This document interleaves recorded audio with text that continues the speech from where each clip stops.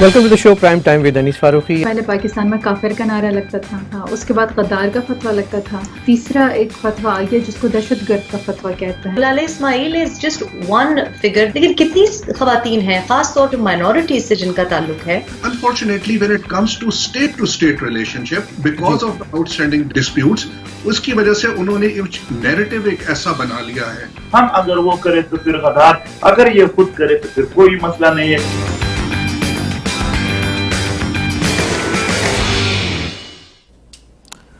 خوش آمدید ناظرین، میں ہوں انیس فاروقی. پروگرام آپ دیکھ رہے ہیں prime time with Anees Farooqui. Take TV وی پہ دیکھ رہے ہیں لائیو اس وقت دنیا بھر میں. لنک کے ذریعے ہم نے آپ کو پہلے سے ہی مطلع کر دیا تھا کہ اس وقت ایک بڑا اہم لائیو پروگرام آپ کے سامنے پیش کرنے جا رہے ہیں. مسئلہ ہے خطے کا، برصغیر کا. برصغیر میں ایک علاقہ ہے کشمیر، اور کشمیر کے ساتھ جو گزشتہ دنوں صورتحال رہی ہے اس پہ بہت سے لوگوں نے اپنی اپنی رائے کا اظہار کیا. لیکن ایک ایسی شخصیت جو کہ اس خطے کی ایک بہت اہم اسٹیک ہولڈر کے طور پہ جانی جاتی ہے، جو پاکستان کی معیشت چلانے والے شہر کے وارث کی حیثیت سے جانے جاتی ہے، ان کے خیالات، ان کی پالیسی جاننے کے بارے میں لوگ بہت بے چین ہیں. اور نہ صرف 20 کروڑ عوام پاکستان کے، 130 کروڑ عوام ہندوستان کے، بلکہ وہ پالیسی ساز جو کہ واشنگٹن میں بیٹھتے ہیں، بیجنگ میں بیٹھتے ہیں، یا دنیا میں کہیں بھی بیٹھتے ہیں، وہ بھی منتظر ہیں کہ اس بڑے شہر سے تعلق رکھنے والے اسٹیک ہولڈر کے کیا خیالات ہیں. جی ہاں، میرا اشارہ ہے ایم کیو ایم کے بانی و قائد الطاف حسین کی جانب، جنہوں نے اپنی ٹویٹس کے ذریعے، اپنے بیانات کے ذریعے، اپنے کارکنوں سے تقاریر کے ذریعے کشمیر کے حوالے سے گاہے بگاہے اپنے خیالات کا اظہار کیا. آج اس پورے خیالات کو ہم جمع کر کے ایک پروگرام میں آپ کے سامنے پیش کرنے کی کوشش کرتے ہیں، اور جاننے کی کوشش کرتے ہیں کہ ایم کیو ایم کے قائد الطاف حسین اور ایم کیو ایم کی کیا کلیئر کٹ پالیسی ہے کشمیر کے بارے میں، اور وہاں کے خطے کے بارے میں، وہاں کی عوام کے بارے میں، ہندوستان پاکستان کے تعلقات کے بارے میں، اور بہت سے دیگر مسائل ہیں. پاکستان اس وقت بظاہر عالمی تنہائی کا شکار دکھائی دے رہا ہے. ڈپلومیٹکلی کمپلیٹ فیلئر نظر آتا ہے. کہیں بھی کوئی ان کے ساتھ کھڑا ہوا نظر نہیں آتا. دوست ہوں، دشمن ہوں، کوئی بھی ان کی آواز میں آواز ملانے کو تیار نہیں ہے. اور یہ آج صورتحال ہے 2019 کی. لیکن آئیے دیکھتے ہیں کہ 1997 ستمبر میں برمنگم میں ایم کیو ایم کے قائد الطاف حسین نے خطاب کرتے ہوئے کیا بات کہی تھی، کہ کیا وجہ ہے اس ناکامی کی، اس ڈپلومیٹک فیلئر کی جو ہمیشہ ہی پاکستان کو اس کا سامنا کرنا پڑتا ہے. چھوٹا سا کلپ ہے، یہ دیکھیے. واپس آئیں گے، ہمارے ساتھ ایم کیو ایم کے قائد الطاف حسین ہوں گے. جڑے رہیے، اپنے کامنٹس دیتے رہیے، and we'll be right back. ہماری فورن پالیسی اور انٹرنیشنل ریلیشنز جو ہمارے ملک کے، ذرا اس کا حال دیکھیے. ہم نے ریزولوشن پیش کی کشمیر کے لیے یونائٹڈ نیشنز میں 5 نہیں 50 مرتبہ. ریزولوشن کو پاس کرانے کے لیے ایک مخصوص تعداد چاہیے ہوتی ہے ممبران کی. یونائٹڈ نیشنز کے جو ممالک کنٹریز ہیں ان کے سگنیچرز چاہیے ہوتے ہیں. مسلمان ممالک انڈیا کا ساتھ دیتے ہیں، پاکستان کا ساتھ دینے کے لیے تیار نہیں ہوتے. کیوں؟ اس لیے کہ الطاف حسین وہاں بیٹھا ہے، اس لیے کہ الطاف حسین حکومت کرتا رہا ہے، الطاف حسین منع کرتا ہے. جی نہیں، آپ ہمارے نمائندے بھی تو کشمیر کا مقدمہ جاتے ہیں یونائٹڈ نیشنز میں. انڈیا کے جو مبس وہ ہوتے ہیں ڈپلومیٹک کور کے ان کے جو لوگ ہوتے ہیں، ڈپلومیٹک اسٹاف ہوتا ہے، فائلیں لے کے ادھر بھاگ رہا ہوتا ہے، ادھر بھاگ رہا ہوتا ہے، ادھر محنت کر رہا ہوتا ہے، اس سے لابنگ، اس سے لابنگ. اور ہمارے آتے ہی ایئرپورٹ سے اتر کے، اکثریت میں ایئرپورٹ سے اترے، بولا کدھر ہے اچھی والی کدھر ہے، کون کیا بولا یہاں اچھی بار کون سی ہے. سنے سیدھا چلا گیا پورا عملہ. 1 پیا 2 پیا ٹن. ٹھیک، رات کو سوئے ٹن، 9 بجے اٹھے، 10 بجے اٹھے، آدھے ڈرنک آدھا ہینگ اوور، اور چلے آ رہے ہیں 12 بجے سے. کشمیر شو. بولا کیا ہو رہا ہے؟ کیریکٹر نہیں ہے، خدا کی قسم شرم آتی ہے. شرم، اس کا اندازہ ہمیں کیسے ہوا؟ پوچھئے نا ہمیں کیسے ہوا؟ جب پاکستان کے سارے ارباب اختیار نے، پریزیڈنٹ نے، چیف آف آرمی اسٹاف نے ہمارے لیٹرز، پٹیشنز ہم نے بھیجی کہ قتل ہو رہا ہے، ایکسٹرا جوڈیشل ایگزیکیوشن، انہوں نے دروازے بند کر لیے، کوئی ہماری نہیں سنتا. ہمارے پاس پھر اس کے علاوہ کوئی چارہ نہیں تھا کہ ہم انٹرنیشنل کمیونٹی کو، انٹرنیشنل ہیومن رائٹس آرگنائزیشنز کو اور یونائٹڈ نیشنز جا کے اپنی بات کریں. جب ہم وہاں گئے تو ہم نے حال دیکھا تو ایمان سے بڑا رونا آیا. ہمارے ڈپلومیٹک کور کے لوگ کیا کرتے ہیں وہاں؟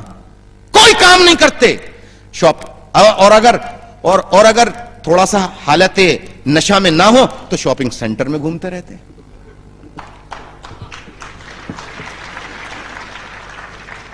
بھائی یہ باتیں کوئی پولیٹیشین نہیں کرے گا. الطاف حسین ملک دشمن کیوں کہا جاتا ہے؟ الطاف حسین گندا، برا، خراب آدمی کیوں کہا جاتا ہے ضرورت کسی میں جو یہ باتیں کرے جو الطاف حسین کرتا ہے؟ ناظرین یہ باتیں میں نہیں کر رہا، اور یہ باتیں آج کوئی نہیں کر رہا. 22 سال پہلے 22 ایئرز ایک طویل عرصہ ہوتا ہے جس میں لوگ اپنی قسمت بدل لیتے ہیں. یہ وہ عرصہ ہوتا ہے کہ جس میں بنگلہ دیش کا ٹکا کہیں سے کہیں پہنچ جاتا ہے، بھارت کا روپیہ کہیں سے کہیں پہنچ جاتا ہے، اور ہم پستی کی جانب گرتے چلے جا رہے ہیں، چاہے وہ معیشت ہو یا ڈپلومیسی ہو. اور اس کی پریڈکشن، اس کی فورکاسٹ آپ نے اپنی آنکھوں سے دیکھا، اپنے کانوں سے سنا کہ متحدہ قومی ملک کے بانی و قائد الطاف حسین 1997 ستمبر میں لوگوں کو یہ بتا چکے تھے. کیا اس میں تبدیلی آئی؟ کیوں نہیں آئی تبدیلی؟ اور آج ہم پھر ناکام کھڑے ہیں، یہ پے در پہ ناکامیاں. ان سب کی باتیں، یہ سب سوالات، ان کے جوابات جانتے ہیں. ویلکم کرتے ہیں متحدہ قومی موومنٹ کے قائد جناب الطاف حسین صاحب کو. خوش آمدید سر. خوش آمدید. جی آپ کا بھی شکریہ. سب سے پہلے تو میں جی انیس فاروقی صاحب آپ کے T V channel tag T V کا اور ان کے روح رواں جو ہیں طاہر گورا صاحب، اور اس سے زیادہ اہم لوگ جو ہیں جو معاونت کرتے ہیں، جن کا نام کہیں نہیں آتا، تصویر کہیں نہیں آتی، تمام ٹیکنیکل اسٹاف کے جتنے بھی کیمرہ مین ہیں، ٹیکنیشینز ہیں، آئی ٹی ٹیکنالوجی کے ایکسپرٹس ہیں، ان سب کو میں ان کا سب سے پہلے شکریہ ادا کرتا ہوں. اور تمام ٹیک ٹی وی دیکھنے والے سامعین کی خدمت میں حاضر، اور جو سن رہے ہیں حاضرین ٹی وی کے سامنے بیٹھ کے جو دیکھ نہیں سکتے، تو سامعین و حاضرین آپ کی خدمت میں الطاف حسین آداب عرض کرتا ہے. السلام علیکم، نمستے، ست سری اکال. Welcome and good evening. تو الطاف حسین صاحب، بڑی ناکامی، پے در پہ ناکامی ہو رہی ہے. جیسا کہ ہم نے، آپ ہی نے 1997 میں ایک فیوچرسٹک اسٹیٹمنٹ اس وقت دے دیا تھا، اور آج بھی ہم وہیں کھڑے ہیں. 72 سال گزر گئے ہیں، ڈپلومیسی ہماری ناکام ہو رہی ہے. کیا آج بھی ہم اسی طاقت کے نشے میں یا کسی اور نشے میں ڈوبے ہوئے ہیں اور اپنے ملک سے زیادہ اپنی انفرادی بھلائی کی طرف کرتے ہیں؟ کیوں ناکام ہے پاکستان ڈپلومیٹک سطح پر؟ انیس فاروقی صاحب،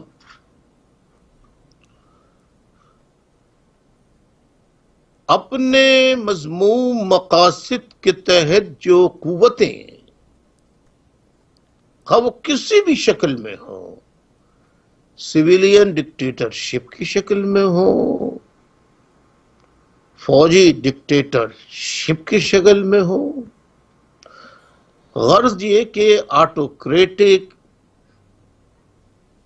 اور کسی بھی قسم کی آمرانہ طرز حکومت جو ہوتی ہے، وہ اپنے مفادات کے تحت سب سے پہلا جو کام کرتی ہے وہ یہ کرتی ہے کہ نئی نسل کو اپنے دیر پا مذموم مقاصد کے لیے، نئی نسل کو گمراہ کرنے کے لیے تاریخ، ہسٹری کو ڈسٹارٹ کر دیتی ہے، ڈسٹارشن کر دیتی ہے. درست. میں آپ کی خدمت میں یہ عرض کرنا چاہوں گا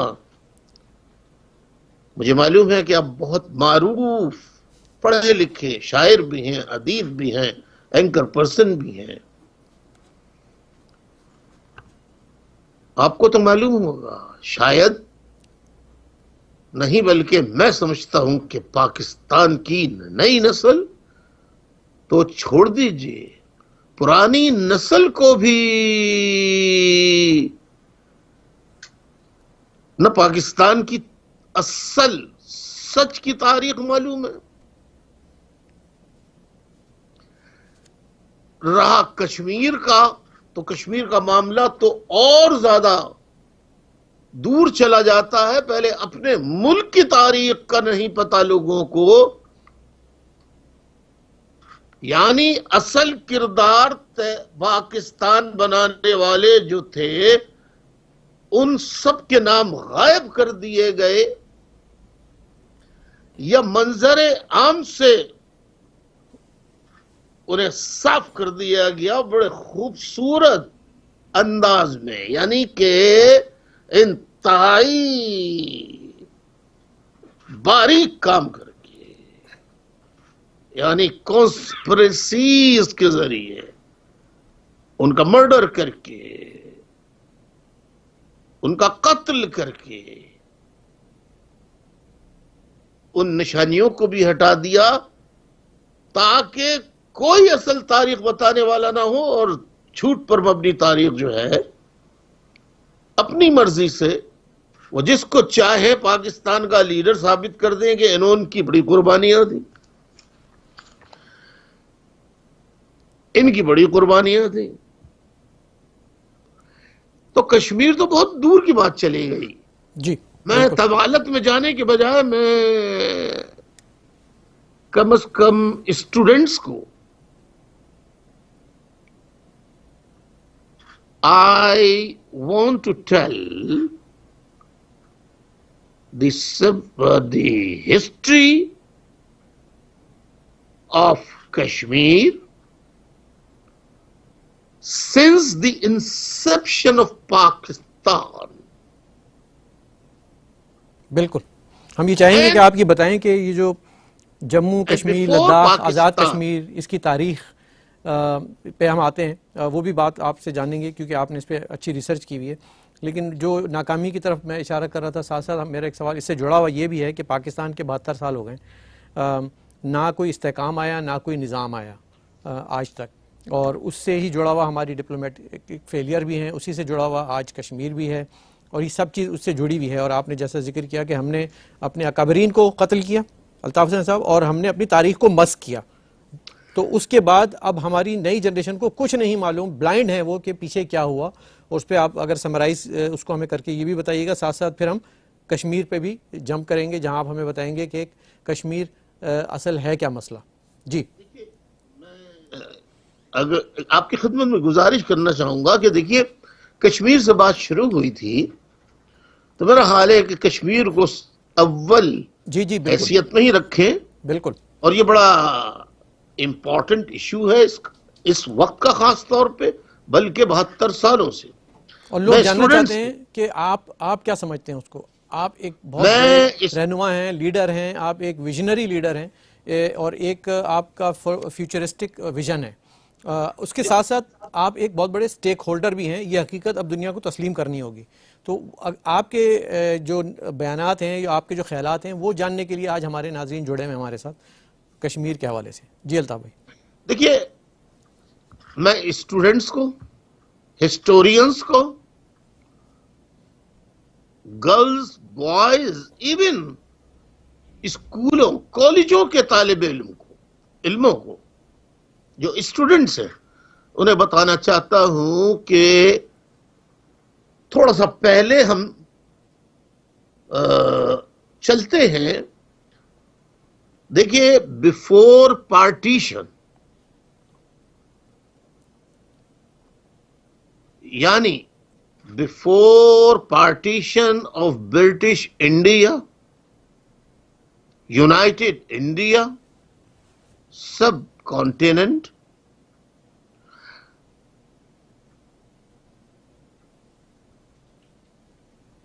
پر انگریزوں کا 200 سالوں سے بلکہ اس سے بھی زیادہ چھوٹے علاقوں سے پھر بڑے علاقوں میں حتیٰ کہ پورے انڈیا پر سلطنت برطانیہ کا قبضہ ہو گیا. اس کے بعد جنگ عظیم اول، جنگ عظیم دوئم کے بعد انٹرنیشنل سینیریو تبدیل ہوا، جیو پولیٹیکل، اسٹریٹجک اور فائنینشیل سچویشن کنٹریز کی ڈفرنٹ ہوئی. تو پھر چاہے وہ فرینچ کی کالونیز ہوں، چاہے وہ برٹش کالونیز ہوں یا کسی کی بھی، ان کو واپس اپنے اپنے گھروں کو لوٹنا پڑا. اس طرح سے پارٹیشن جب ہوا وہ 1947 میں ہوا. United India was divided into two countries, namely Pakistan and India. جبکہ پاکستان موجودہ جو ہے بیفور پارٹیشن یہ بھی ہندوستان کا حصہ تھا. یہ کوئی علیحدہ ملک نہیں تھا جس پہ سلطنت برطانیہ نے قبضہ کیا ہو. تو 72 سالہ تاریخ میں جب 1947 کو پارٹیشن ہوا تو ہندوستان یعنی یونائٹڈ انڈیا 2 حصوں میں تقسیم ہو گیا، پاکستان اور انڈیا. اب رہ گیا معاملہ کچھ اسٹیٹس ایسی تھیں جو برٹش پریزیڈنسی کا یعنی سلطنت برطانیہ کی پریزیڈنسی کا حصہ تھی. تقریباً 650 کے قریب اسٹیٹس تھی. بالکل. اس میں سے ایک اسٹیٹ جو ہے وہ جموں کشمیر لداخ وغیرہ وغیرہ بھی تھی. اب ہوا کیا،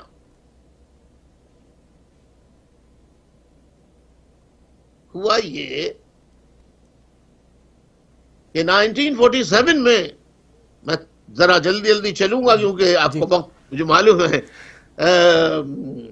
1947 میں پاکستانی فوج نے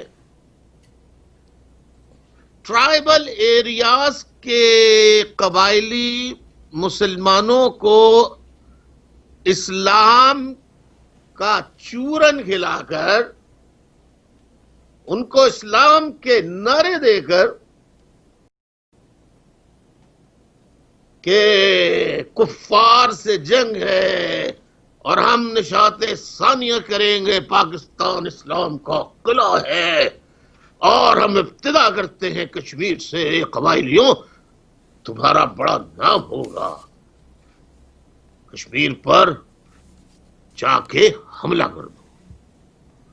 قبائلیوں سے کہ وہ ناظرین سامعین فیصلہ کریں کہ آیا 47 میں کشمیر میں انڈیا نے فورسز داخل کی تھی یا پاکستان نے کی تھی. کسی بچے کو نہیں معلوم پاکستان کے. یہ بڑا اچھا سوال جو اس وقت لائیو ہمیں یوٹیوب پہ دیکھ رہے ہیں اور کامنٹ کر رہے ہیں درشکوں. الطاف حسین صاحب یہ سوال کر رہے ہیں کہ آپ یہ بتائیں کہ کشمیر کے اندر ہندوستانی فوج نے داخل ہو کر قبضہ کیا تھا یا پاکستان کی فوج نے داخل؟ ان کا جواب دوں گا، ضرور جواب دوں گا.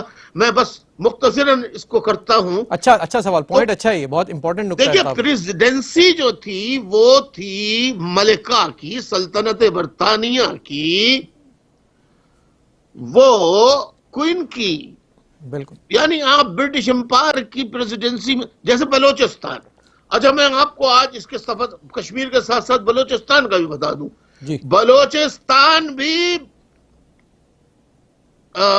برٹش سلطنت کی پریزیڈنسی تھا. بلوچستان نہ انڈیا کا حصہ تھا نہ پاکستان کا حصہ تھا. بلوچستان پرنسلی اسٹیٹس کہتے ہیں اس کو. جی. پرنسلی اسٹیٹس، یہ پرنسلی اسٹیٹس جو تھیں یہ سلطنت برطانیہ کی تھیں، پرنسلی اسٹیٹس. آج بلوچستان کس کا حصہ ہے؟ پاکستان کا. تو آپ کیا سمجھتے ہیں کہ پاکستان کے لوگ خوشی سے، بلوچستان کے لوگ خوشی سے پاکستان میں شامل ہوئے؟ نہیں، پاکستانی فوج نے چڑھائی کی تھی. اب یہ جو سوال آپ کہہ رہے ہیں، اچھا اب وہاں پر جو جب لڑائی ہو گئی تو وہاں کا راجا تھا ہری سنگھ. ہری سنگھ نے انڈیا سے مدد مانگی، انڈیا نے مدد دی اور اس نے جا کے انڈیا میں پناہ لے لی. اس کے بعد جب جنگ ہوئی تو معاملہ یونائٹڈ نیشنز میں گیا. یونائٹڈ نیشنز میں جانے کے بعد یونائٹڈ نیشنز نے یہ فیصلہ کیا کہ پاکستان کی فوج واپس جاؤ، انڈیا کی فوج واپس جاؤ. اب دونوں اس لڑائی میں پورے کشمیر پہ اس طرح قبضہ کر چکے تھے کہ 65% پر انڈیا کا قبضہ تھا اور باقی ریمیننگ جو تھا وہ پاکستان کے قبضے میں آ گیا. اوکے. تو یونائٹڈ نیشنز نے ایک لائن کھینچ دی، ایک لائن جس کو کہتے ہیں LOC، لائن آف کنٹرول. اچھا، لائن آف کنٹرول جب کھینچی تو اب یہ ہو گیا کہ بھائی آپ جو آپ کے ساتھ کشمیر آ گیا، آپ آرام سے کشمیر کے ساتھ رہے. انڈیا والے اپنے آرام سے جو کشمیر ان کے ساتھ ہیں ان کے ساتھ رہے، لیکن کشمیر وقتی طور پر انڈیا نے حاصل کر لیا ہے اور وقتی طور پر پاکستان نے حاصل کر لیا ہے. کشمیر کشمیریوں کا ہے. پلیبیسائٹ ہوگا کشمیر میں، یہ بھی یونائٹڈ نیشنز کی قرارداد میں تھی. اور پھر کشمیری عوام جس کے ساتھ جانا چاہیں گے اس کے ساتھ رہیں، چلے جائیں. اور اگر آزاد انڈیپینڈنٹ رہنا چاہتے ہیں تو انڈیپینڈنٹ اپنے کشمیر کا ایک علیحدہ ملک بنا لیں. بھارت کے ساتھ جانا چاہتے ہیں انڈیا کے، بھارت کے ساتھ چلے جائیں. پاکستان کے ساتھ جانا چاہتے ہیں تو پاکستان کے ساتھ چلے جائیں. لیکن 65 میں پھر انڈیا نے جناب جو ہے کشمیر میں اپنی فوج بھیج دی جناب. 1965 میں پاکستان نے انڈیا کو، اور یہ کہہ کے پاکستان نے بھیج دی. کچھ سمجھدار لوگوں نے بتایا کہ آپ کشمیر میں بھیج رہے ہیں کہیں ایسا نہ ہو کہ پورے جو بارڈرز انڈیا سے ملتے ہیں سب جگہ سے پہ انڈیا حملہ کر دے. کہنے لگے نہیں جی، انٹرنیشنل بارڈرز جو ہیں اس پہ انڈیا حملہ نہیں کرے گا. کیوں؟ کیا انڈیا کھانا نہیں کھاتا؟ کیا انڈیا پانی نہیں پیتا؟ کیا اس کے ہاتھ پیر نہیں ہیں؟ یہ ہمیشہ پاکستان کی فوج اپنے آپ کو دنیا کی طاقتور فوج سمجھتی ہے اور پوری دنیا کے لوگوں کو حقیر، فقیر، کمزور سمجھتی ہے.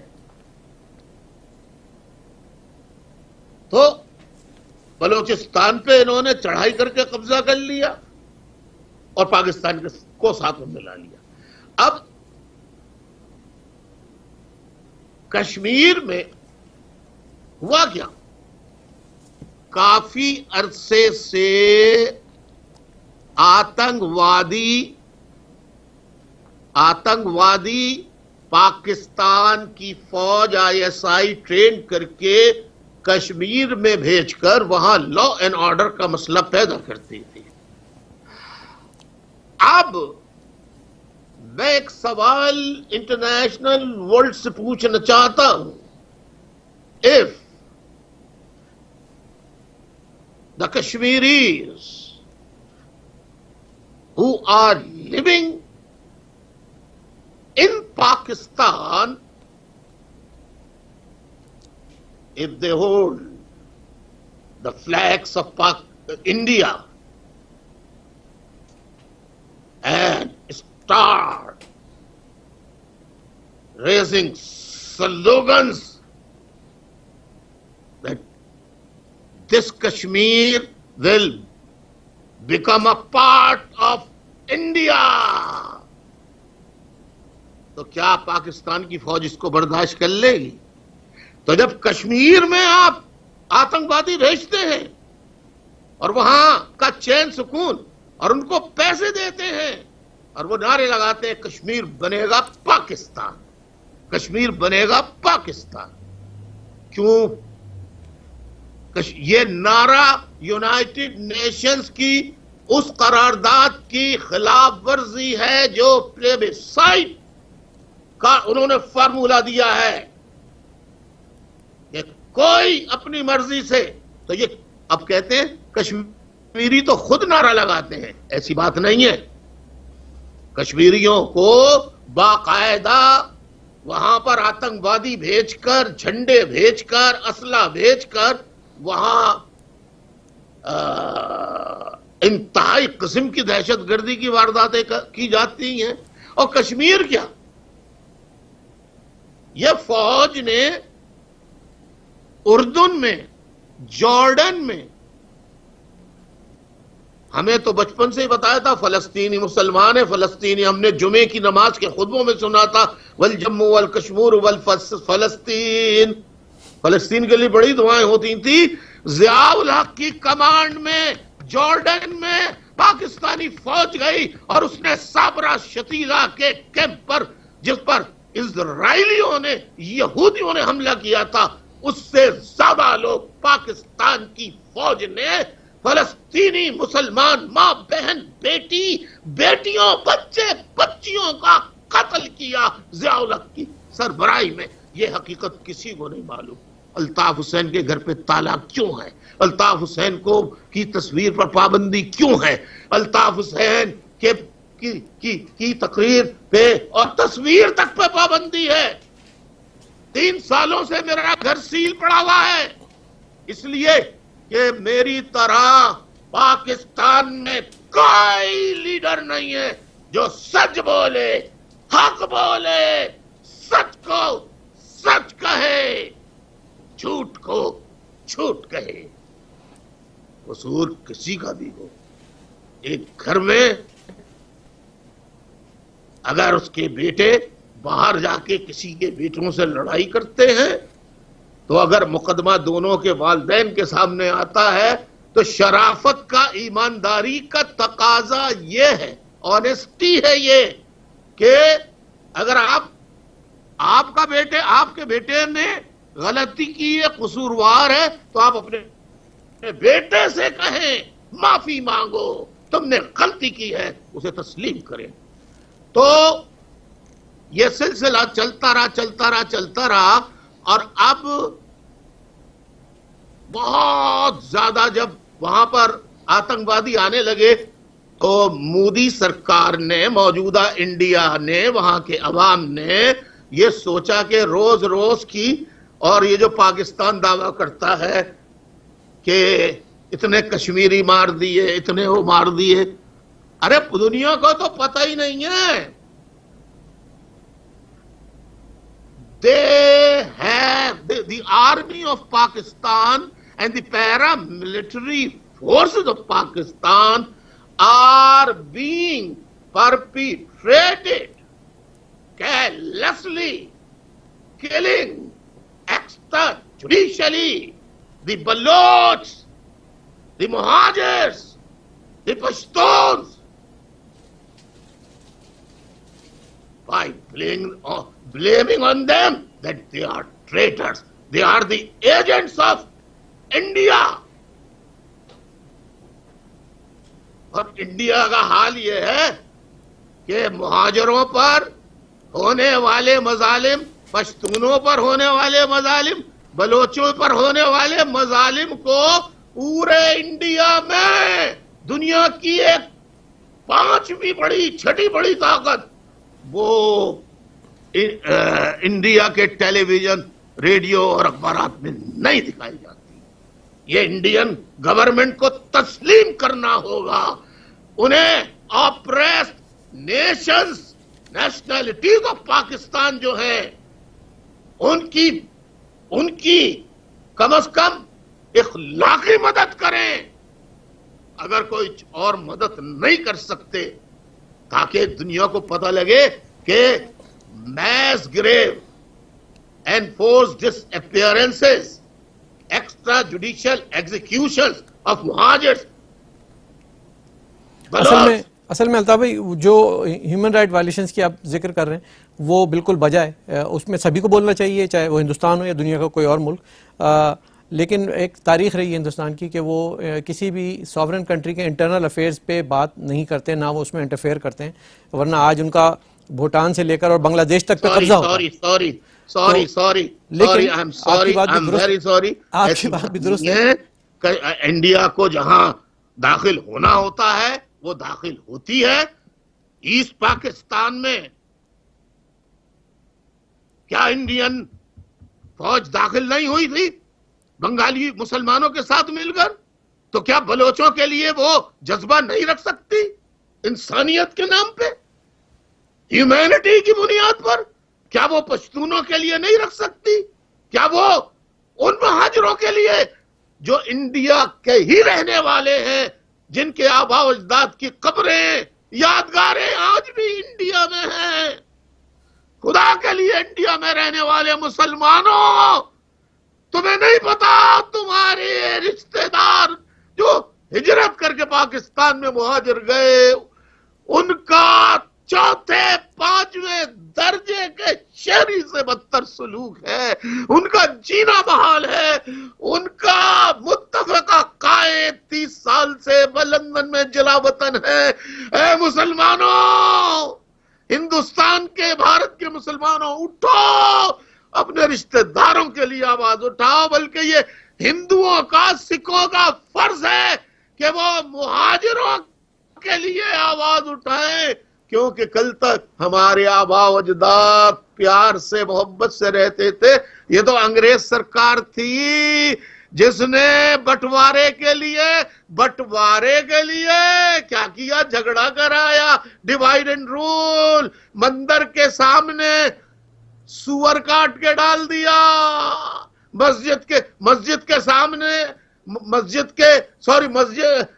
کے سامنے سور کاٹ کے ڈال دیا دروازے پر, اور مندر کے دروازے پر گائے کاٹ کے ڈال دی.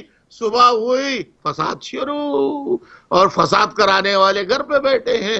یہی پاکستان میں ISI کرتی ہے, بلوچ مہاجر, سندھی مہاجر, پٹھان مہاجر, سارے فسادات جتنے پاکستان میں ہوئے ہیں, کوئی کسی سے لڑنا نہیں چاہتا, کوئی قوم. سارے فسادات پاکستان کی فوج نے, ISI نے کرائے ہیں. آپ آرٹیکل 370 دھارا جو ہے ہندوستان نے اپنے کانسٹیٹیوشن میں امینڈمنٹ کی ہے الطاف بھائی, اس سے کیا کشمیر میں کیا فرق پڑ گیا, آپ اس کو کیسا دیکھتے ہیں؟ 370 جو ہے وہ جب مذاکرات ہوئے تھے اس کے بعد 370 کے تحت یہ تھا کہ کشمیر ہمارے علاقے کے اندر, یعنی ہم اس کی یہ ہمارا, یعنی یہ ہمارا علاقہ ہے, یعنی کہ, لیکن اس کو باقاعدہ ملایا نہیں تھا. یہ آرٹیکل تھا 370 کانسٹیٹیوشن آف انڈیا. 370 کو انہوں نے ریووک کر دیا, انہوں نے ختم کر دیا, انہوں نے مٹا دیا, اور اب کشمیر کو, جموں و کشمیر کو, لداخ کو اینیکس کر لیا. جی, یونین, انڈین یونین کا اب کشمیر حصہ ہے. جی, اب آپ یہ دیکھیے, کشمیر انڈین یونین کا حصہ ہے, اور یہ کیا کہتے تھے, پاکستان کی فوج, جماعت اسلامی, مذہبی جماعتیں, جہادی آؤٹ فٹس, تمام سیاسی, افسوس کی بات ہے سیاسی جماعتیں بھی جھوٹ سے کام لیتی تھیں. وہ بھی کشمیر کے نعرے لگا کر خوب کماتی تھیں, خوب کھاتی تھیں. اربوں روپے نہیں, کھربوں روپے انہوں نے کشمیر کے نام پہ کمایا. اب جب انڈیا نے ملا لیا تو پہلے تو کہتے تھے انڈیا نے کشمیر پر غلط آنکھ ڈالی تو ہم آنکھ نکال لیں گے, ہم اٹامک طاقت ہے, ہم میزائل ہیں ہمارے پاس. اب وہ میزائل کہاں گئے؟ ایٹم بم کہاں گیا؟ وہ بڑھتے ہوئے قدم. ہم تمہارے ساتھ ہیں کشمیریوں، ہم تمہارے ساتھ کھڑے ہیں. کھڑے مگر تو ہیں نا، کھڑے تو ہیں الطاف سینکڑوں بھائی. میل دور رہ کر نہیں وہ کھڑے ہیں، ابھی جمعے کو بھی کھڑے ہیں. کل جمعے کو آدھا گھنٹہ کھڑے ہوں گے وہ. Hundreds miles away from Kashmir, they are standing. Altaf بھائی وہ آدھا گھنٹہ ہر جمعے کو آدھا گھنٹہ کھڑے ہوں گے مسجد کے باہر. وہ Why are they not marching towards India and attack Indian soldiers in Kashmir and fight with them in the name of jihad fi sabilillah, in the name of Islam. اب کدھر گئے یہ جہادی؟ کیا وجہ ہے پھر کیوں نہیں کرتے وہ؟ آپ کیا سمجھتے ہیں؟ اسلام کے قلعے کی فوج اربوں خربوں پہ خرچ ہوئے ہیں، بجٹ کھا جاتی ہے پوری فوج، پھر کیا وجہ ہے کہ وہ چپ ہے آج؟ تو آپ ناراض ہو جائیں گے. جی میں آپ کو بتاؤں گا تو آپ ناراض ہو جائیں نہیں، گے. آپ بتائیں. ناراض تو نہیں ہوں گے، وعدہ کریں. جی بتائیے. دیکھیں، جیسے آپ کی اولاد ہے، آپ کے بچے معذرت کے ساتھ، نہیں کوئی بات نہیں. اگر وہ زبان سے ڈانٹنے سے نہ مانے تو کبھی کبھی ہلکا سا چماٹ بھی آپ لگا دیتے ہیں.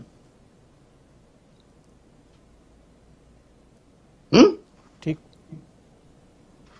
تو آپ کا کیا سوال تھا؟ کیا سوال تھا بتائیے. نہیں یہی کہ مطلب یہ کیوں نہیں کرتے پھر؟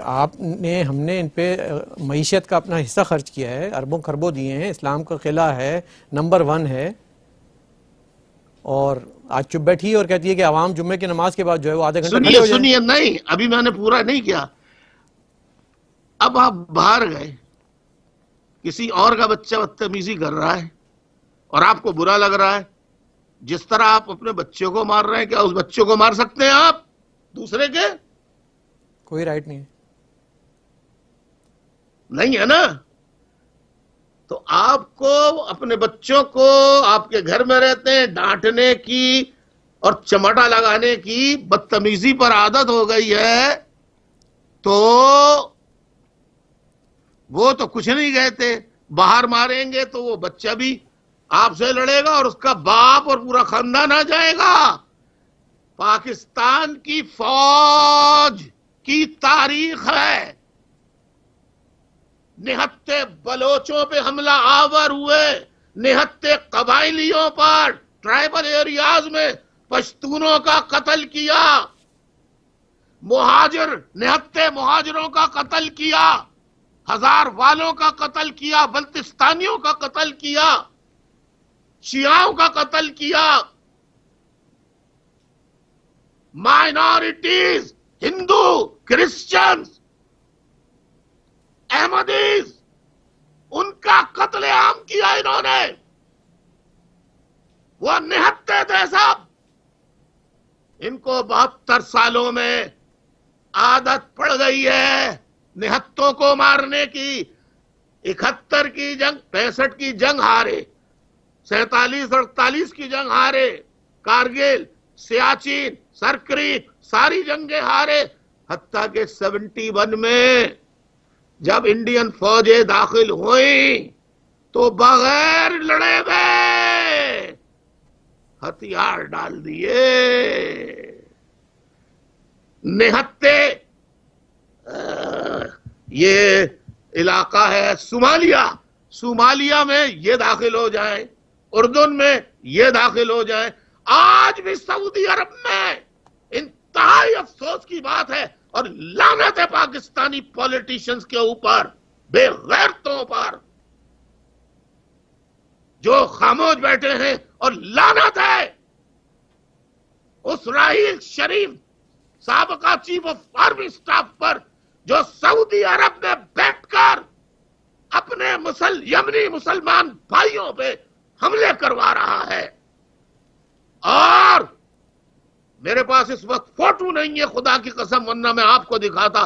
ابھی جب مودی نے سعودی عرب کا دورہ کیا اور اس کو جھپیاں دے رہے تھے، حق کر رہے تھے مودی کو، کنگز، پرنس اور پرنسز بھی دور سے آداب آداب کر رہی تھی مودی صاحب کو.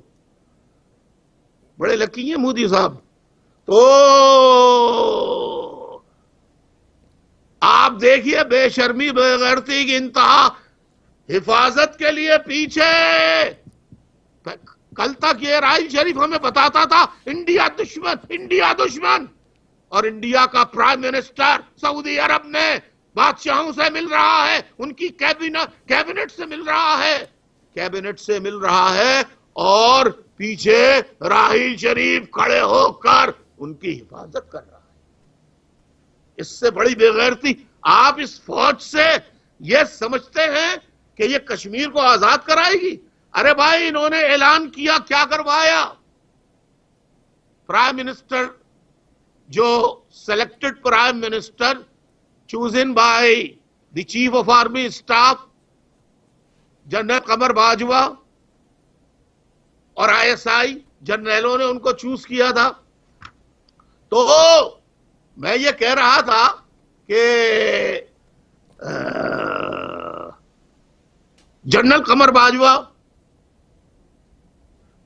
اور ان کو تو ایکسٹینشن مل گئی الطاف حسین صاحب, ان کو تو ایکسٹینشن دے دی گئی استحکام پاکستان یا استحکام عمران, پتہ نہیں کس کے لیے. لیکن ارے بھیا میں آ رہا ہوں نا میرے بھائی. ایسی کیا ضرورت پیش آ گئی تھی کہ باقی نالائق تھے سب؟ نہیں, وہ ہوا یہ تھا. ایک بڑا مشہور محاورہ ہے, you scratch my back I will scratch yours. تم مجھے پرائم منسٹر بناؤ میں تمہیں ایکسٹینشن دوں گا. سمجھ گئے؟ سمجھ. ماشاء اللہ ماشاء اللہ. سمجھدار تو آپ ایسے ہی پہلے سے اللہ نے بڑی سمجھ دی ہے. تو قمر باجوہ کا ایکسٹینشن غیر آئینی, غیر قانونی اور تمام اخلاقی اقدار کے خلاف ہے کہ انہوں نے یہ ثابت کر دیا کہ ملک خطرے میں ہے. اگر قمر باجوہ کو 3 سال کی ایکسٹینشن نہیں دی تو باقی جرنیل جو لائن میں ہیں وہ انتہائی نالائق جرنیل ہیں, وہ آئیں گے تو ملک ختم ہو جائے گا. اور کشمیر کو بھارت 370 ہٹا کے اپنے ساتھ ملا لے گا تو وہ جرنیل کچھ نہیں کر سکیں گے. ابے بھائی قمر باجوہ صاحب, آپ نے کون سا مارچ کر لیا کشمیر کو آزاد کرانے کے لیے؟ کیا فائدہ ہوا؟ آپ نے تو کل بھی کچھ نہیں کیا تھا, اس سے پہلے بھی نہیں کیا تھا. کسی دوسرے جنرل کو آنے دیتے. ہو سکتا ہے کہ وہ کشمیر کے بارے میں کوئی ایسا اقدام اٹھاتا کہ انٹرنیشنل کمیونٹی, انٹرنیشنل ورلڈ اس کنکلوژن پر پہنچتے کہ now the time has come, they should be given the right to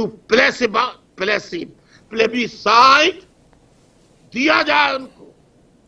اچھا الطاف حسین صاحب, جو اس وقت بڑا اچھی ڈیبیٹ چل رہی ہے, ایک ہمارے جو ویورز ہیں وہ کافی بڑی تعداد میں جڑ گئے ہیں ساتھ, اور چونکہ ان کے کامنٹ بھی آ رہے ہیں تو میں چاہوں گا کہ وہ ایک آپ نے پوچھا تھا وہ ذرا پوچھ لیجئے کیا میں اس کا رہ گیا. جی میں آپ سے پوچھ لیتا ہوں, بلکہ اسی سے جڑا بھی یہ بھی پوچھ لیتا ہوں کہ ہمارے لوگ یہ بھی پوچھ رہے ہیں کہ کلیئر کٹ الطاف حسین صاحب بتائیں کہ ان کے کیا وچار ہیں کشمیر کے 370 دھارا کے بعد, وہ کس سائڈ پہ, which side of the fence are you standing? I would say that it was the decision of the Indian government with the overwhelming support of the people of India. If Pakistan has the courage, so they should also annex POK into Pakistan. کیوں نہیں کرتے پاکستان والے یہ؟ وہ بھی کر لیں اس کو. اس پہ بھی انڈیا کا دعویٰ ہے کہ وہ بھی ہم لیں گے, اگلا قدم وہی ہے شاید. آپ اس کو کیسے دیکھتے ہیں بھائی؟ پھر گلگل بلتستان بھی ہے, پھر بلوچستان بھی ہے, پھر سندھ بھی ہے. آپ مجھے ایک بات بتائیے. جی. آپ کشمیر جس کو پہلے کہتے تھے انڈین آکیوپائڈ کشمیر، ٹھیک ہے نا، آپ وہاں کے کشمیریوں کی صورتحال دیکھ لیں اور پاکستان کی کشمیریوں کی صورتحال دیکھ لیں. انڈین کشمیریوں کی صورتحال پاکستان کی صورتحال سے بہت کئی گنا زیادہ بہتر ہے. جی پاکستان کے کشمیری کو، وزیر اعظم کو، پریزیڈنٹ کو عوام منتخب نہیں کرتی، ISI منتخب کرتی. جی ٹھیک ہے، یہ تو سیاسی ڈھانچہ ہو گیا، لیکن جس وکاس کی آپ بات کر رہے ہیں، جس ترقی کی آپ، جس وکاس اور جس ترقی کی بات کر رہے ہیں نا، کہ ایک سائیڈ آف کشمیر کی زبوں حالی ہے. وکاس تو دیکھیے، وکاس کے لیے آپ کو یو ہیو ٹو انڈرسٹینڈ، جی وکاس جو ہے یعنی ڈیولپمنٹ جو ہے، پروسپیرٹی جو ہے، پراسپیرٹی جو ہے، پراسپیرٹی ڈیولپمنٹ، دیکھیے prosperity is linked with the economical condition of the country. درست. آپ 1947 میں صرف ایک مثال دوں گا، 1947 میں انڈیا کا 1 روپی، سوری پاکستان کا 1 روپی کوئی انڈیا لے کر جائے اور وہاں اس کو ایکسچینج کرائے، کسی بھی ایکسچینج کرانے کی جگہ پر جہاں سے ایکسچینج کراتے ہیں، تو 2 انڈین کے روپے ملتے تھے. آج معاملہ بالکل ریورس ہے. انڈیا کا 1 روپیہ پاکستان کے 2 روپے. انڈیا میں IT، انڈیا میں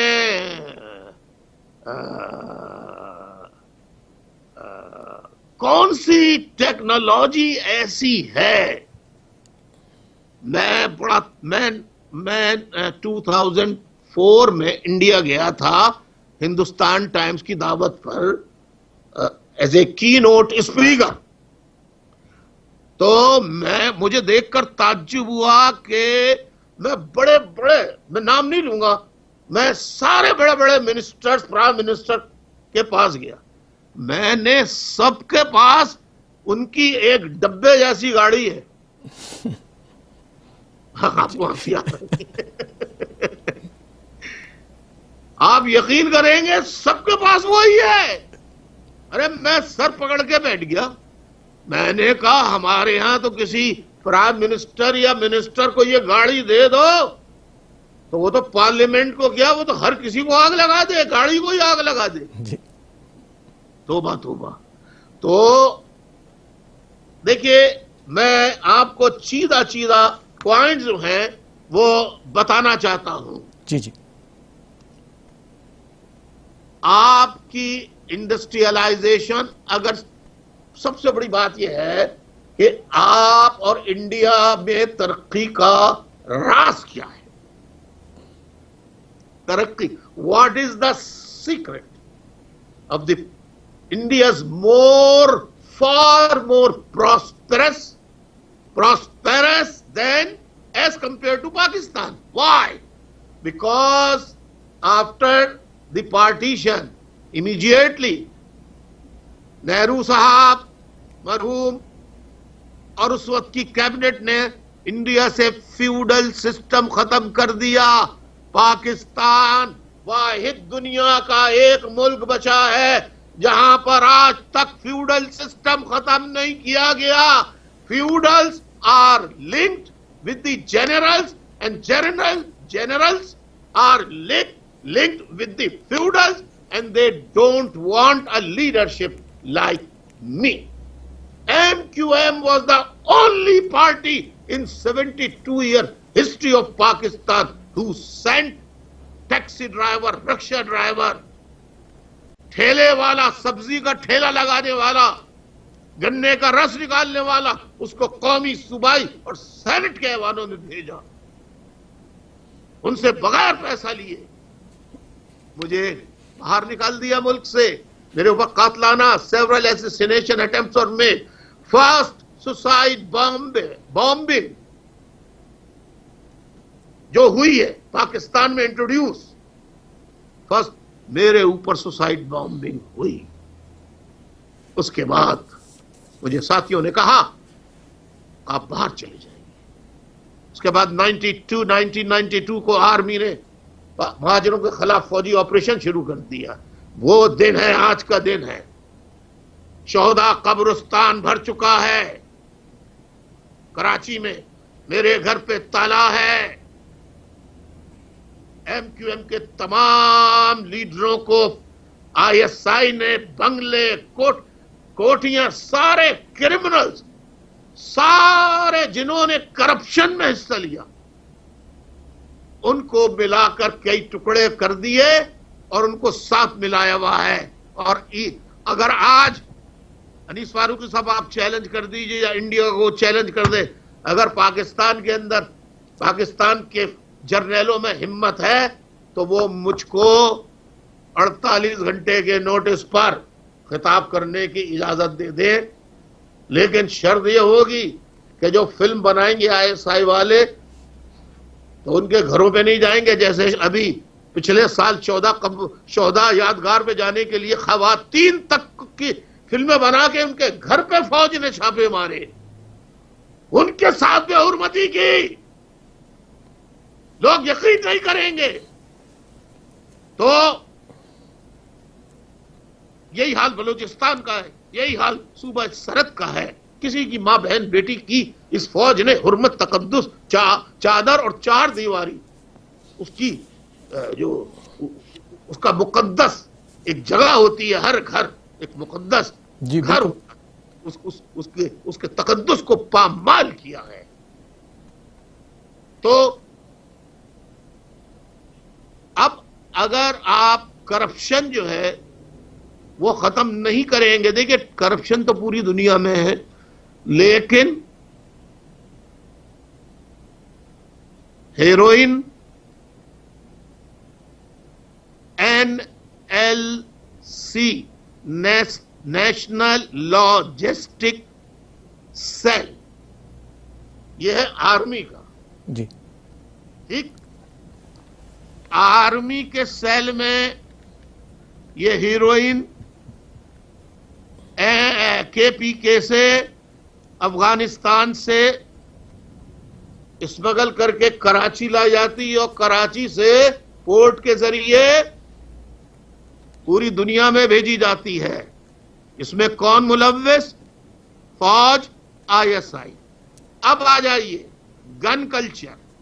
کہتے ہیں کراچی میں کلیشن کوپ ہے بڑا, نہ کراچی میں بندوقیں بنتی ہیں, نہ کلیشن کوپ بنتی ہیں, نہ پسٹل بنتی ہے. یہ سب بنتے ہیں KPK میں ہزاروں میل دور.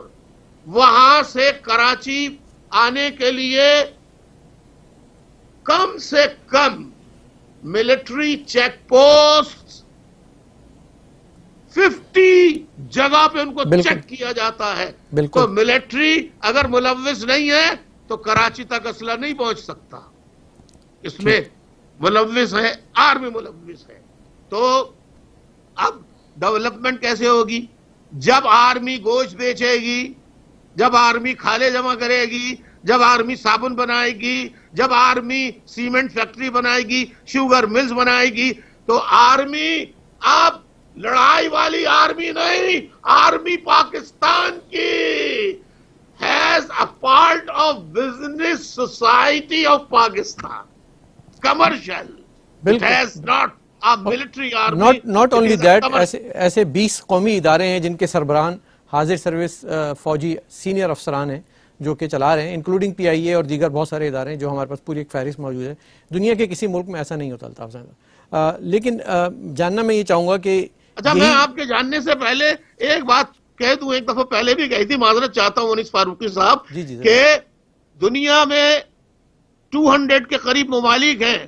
سب ملکوں کی 199 ملکوں کی اپنی اپنی فوجیں ہیں, لیکن ایک ملک ایسا ہے جس کا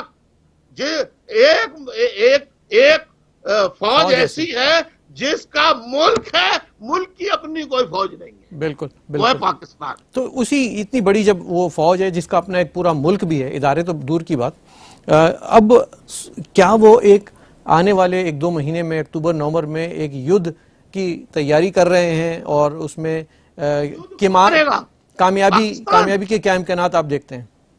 یدھ پاکستان کرے گا.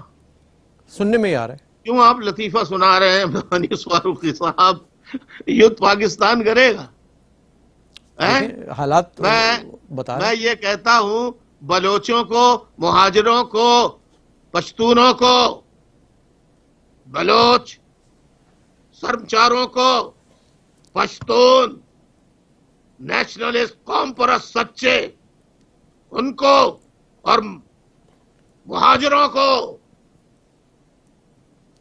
جتنا فوج کے پاس اسلحہ ہے اس کا کوارٹر اسلحہ دے دیں. ہم 3 مل کر اگر فوج کو شکست نہ دے دیں تو جو چور کی سزا وہ میری سزا. لیکن ہندوستان سے جنگ اگر کرتے ہیں, ایک چھوٹی جنگ ہوتی ہے کشمیر کے مدعے کو لے کر, آپ کیسے دیکھتے ہیں اس کو؟ پھر تو اس کا مجھے, اگر یہ اقدام پاکستان نے اٹھایا تو کشمیر ہی خالی اینیکس نہیں ہوا ہے, پاکستان بھی اینیکس ہو جائے گا انشاءاللہ بھارت کے ساتھ. یعنی کہ ان میں دم خم نہیں آپ دیکھ رہے ہیں؟ آپ بھائی ابھی آپ کو بتایا, بزنس مین کبھی لڑ سکتا ہے؟ کسی انڈسٹریلسٹ کو آپ نے لڑتے ہوئے دیکھا کسی محاذ پہ؟ اس کا معاملہ ہے مال کمانا, جنگ لڑنا نہیں ہے. اور آپ کو میں بتاؤں, آج آپ سن لیجئے. Now, if you give me a permission, I want to tell the international community, Please. and particularly the youth all over subcontinent, South Asia region, India, Pakistan, Afghanistan, Iran, everywhere,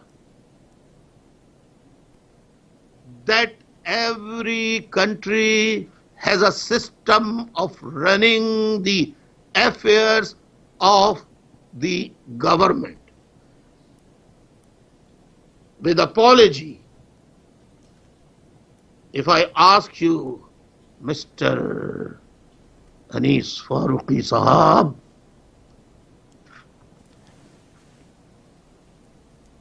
کہ آپ کو, do you know what system is prevailing to run the affairs of government in Pakistan?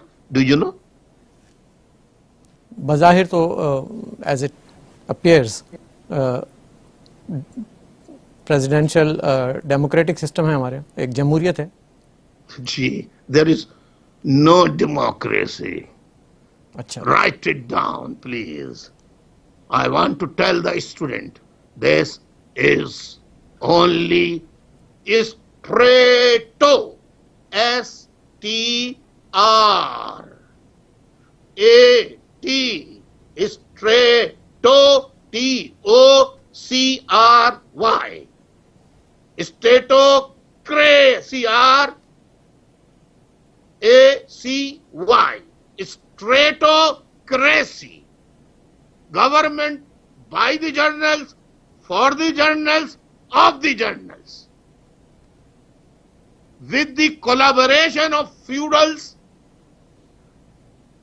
landlords, and filthy rich people. تو اگر ان میں طاقت نہیں ہے اور یہ جرنیل جو ہیں وہ کارپوریٹ انڈسٹریز میں انوالو ہو گئے. اب میں آپ کو ذرا سسٹم تو سن لیجئے نا. جی جی. Now I want to tell the system of Pakistan to the whole entire world, to the entire world, the whole world, to all the students, that the system of Pakistan which is prevailing at the moment to run the affairs of the government, is only one. that is statocracy.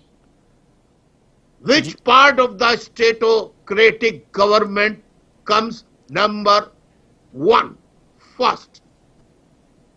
सबसे पहले आती है, first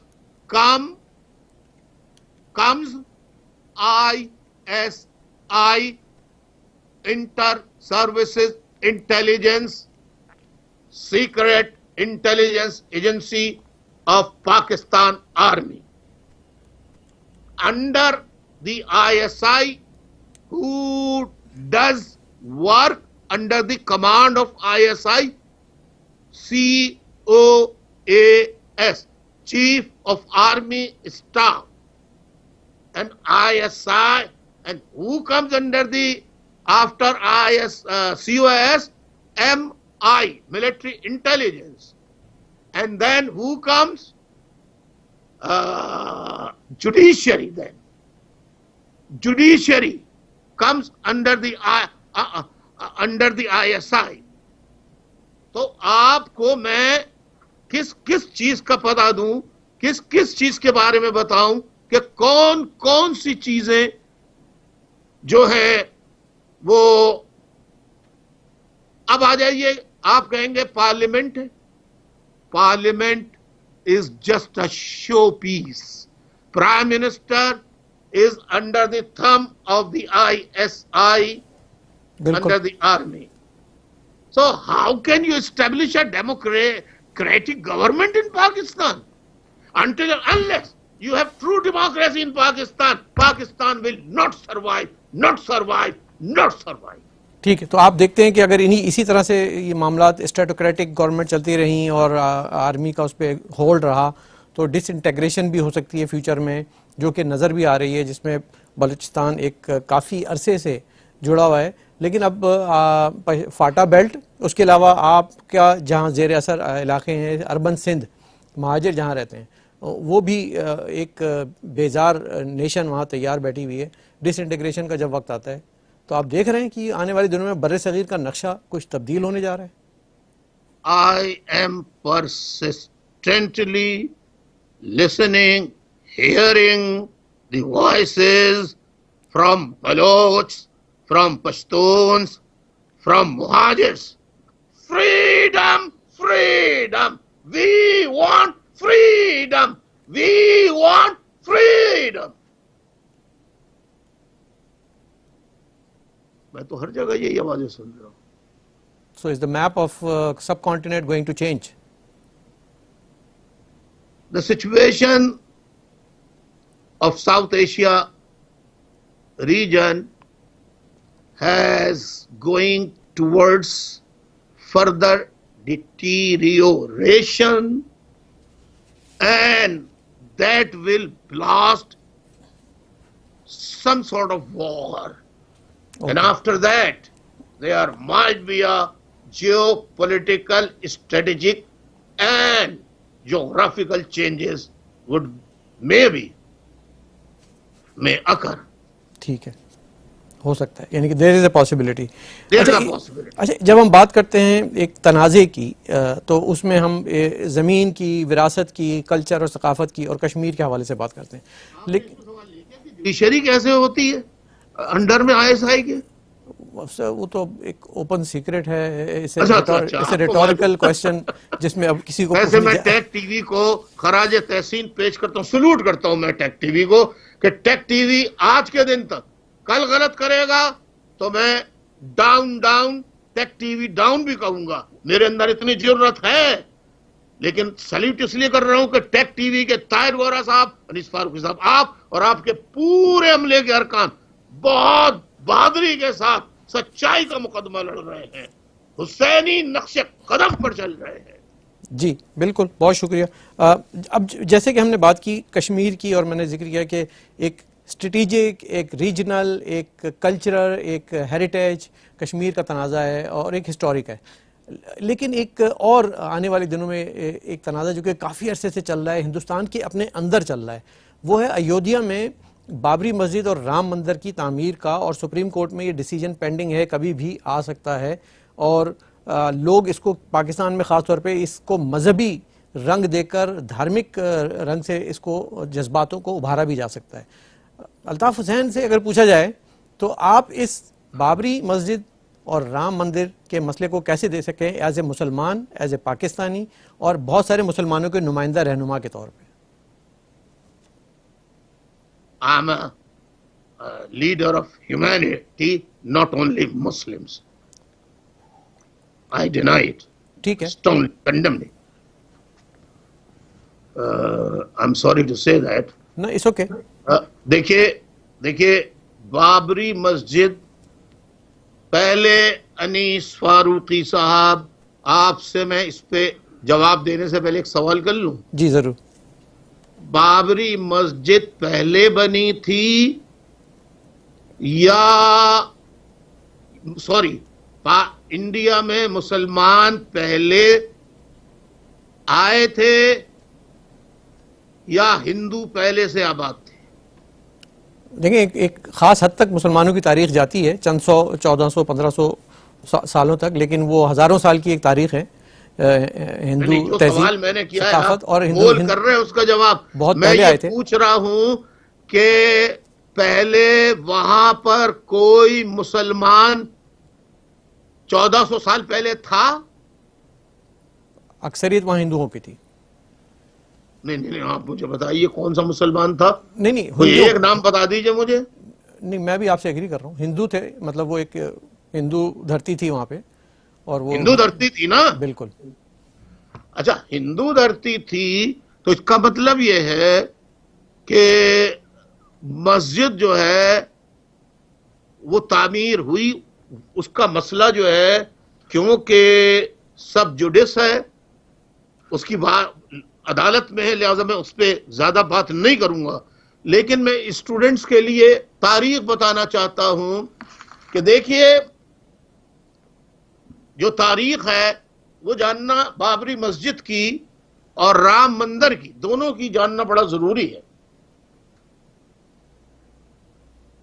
Babri مسجد مغل بادشاہ ظہیر الدین بابر, آپ نے نام سنا ہوگا, ظہیر الدین بابر کے دور میں تعمیر ہوئی تھی. ظہیر الدین بابر مغل شہنشاہ تھا. ظہیر الدین بابر 14 فیبروری 1483 کو بورن ہوا, پیدا ہوا, اور 26 دسمبر 1530 عیسوی کو اس کا انتقال ہوا. ٹھیک. بابری مسجد کی جو تاریخ ملتی ہے ہسٹری میں, ظہیر الدین بادشاہ جو تھا اس کا کمانڈر ان چیف تھا, جنرل تھا, کمانڈر تھا اس کی سلطنت کا, جس کا نام تھا میر باقی. کیا نام تھا؟ میر باقی. میر باقی نے 1528 کو بابری مسجد تعمیر کی. اب یہ تو مسلمانوں کا بتا دیا آپ کو میں نے. اب ہندو مورخین جو ہیں, ہسٹورین, ہندو ہسٹورین, وہ کہتے ہیں کہ یہاں پر یہ جو بھگوان شری رام کی جنم بھومی ہے, یعنی شری رام نے یہاں جنم لیا تھا, اور یہ اس کی جائے برتھ ہے, یعنی کہ اس کا برتھ پلیس ہے. یہ جائے پیدائش نہیں, جائے برتھ پلیس, جی, یعنی وہ جگہ جو ہے نا جہاں جنم بھومی ہے, جنم بھومی. وہاں بقول انڈین ہسٹورینز کے کہ وہاں ایک مندر تھا جس کو ختم کر کے بابری مسجد تعمیر کی گئی.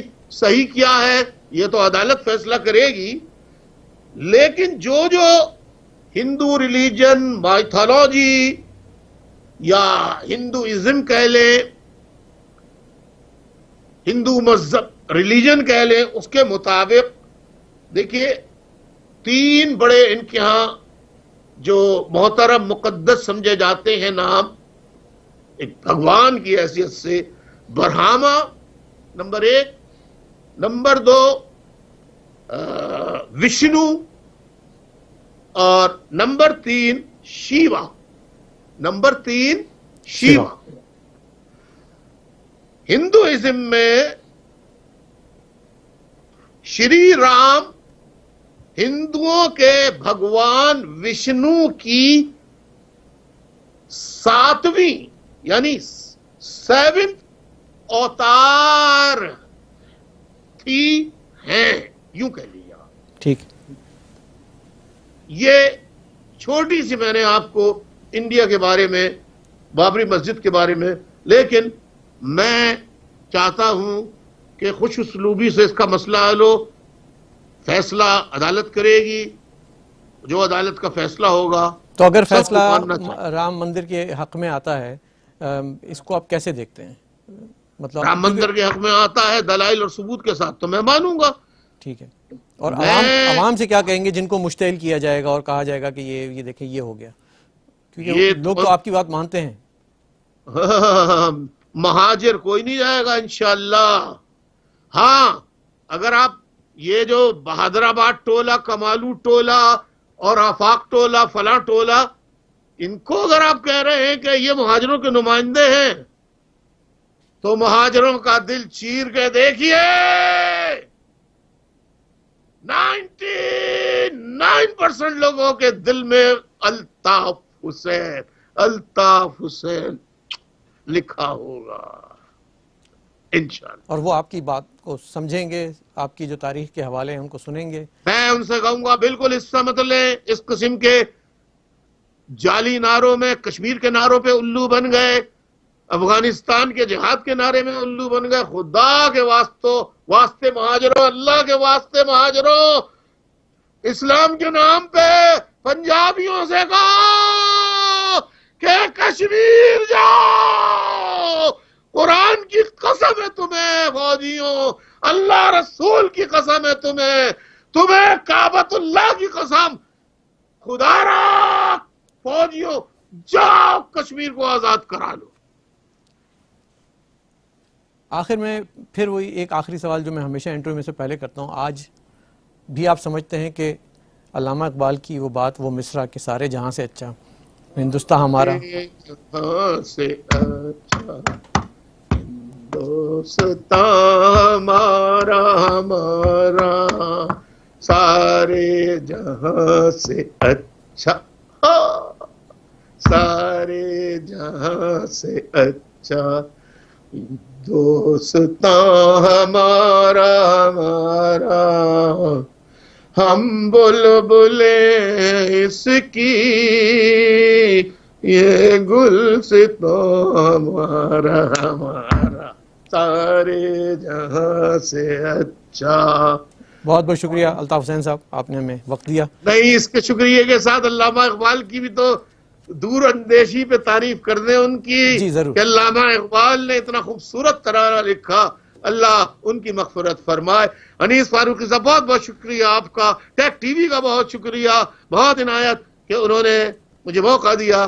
مجھے نہیں معلوم کتنا ناظرین کو سمجھ آئی بات، کتنی سمجھ نہیں آئی، میں نے اپنی کوشش کی، لیکن اینکرز کا تو کام ہی ہے بیچ بیچ میں سوالات کرنا، تو آدمی بتا دے ادھر سے ادھر چلا جاتا ہے۔ خیر بہرحال بہت اچھا انٹرویو آپ نے کیا۔ کوئی بات بری لگی ہو، کوئی بات ناظرین کو کسی کو بری لگی ہو تو ہاتھ جوڑ کے معافی مانگتا ہوں۔ بہت شکریہ الطاف حسین صاحب، آپ نے بڑی وضاحت سے اور فصاحت سے ہمیں مسائل سے آگاہ کیا، خاص طور پہ جو کشمیر کے مسئلے پہ آپ کا نیریٹو ہے بالکل کلیئر ہو کے آ گیا ہے، اور اب عوام کو میرے خیال میں کوئی ذہن میں ابہام نہیں رہا ہوگا۔